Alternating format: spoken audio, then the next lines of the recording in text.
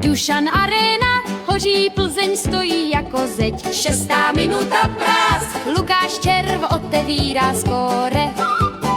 Valenta přihrává a míč je v síti, Porto je v šoku.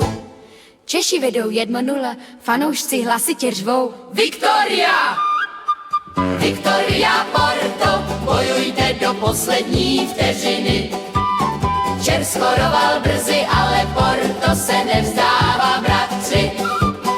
Češi hráli v 10 mužích, ale hrdině se drželi. Ale v 9.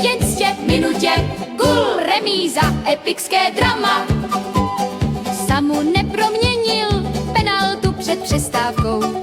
Vidra vyletěla z hřiště, Plzeň v menšině jde do boje. Porto tlačí, útočí, Kivior přihrává a Denis Gill.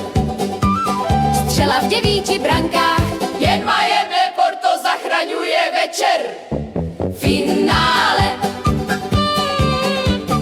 Plzeň neprohrála, bod v kapse, skvělá práce.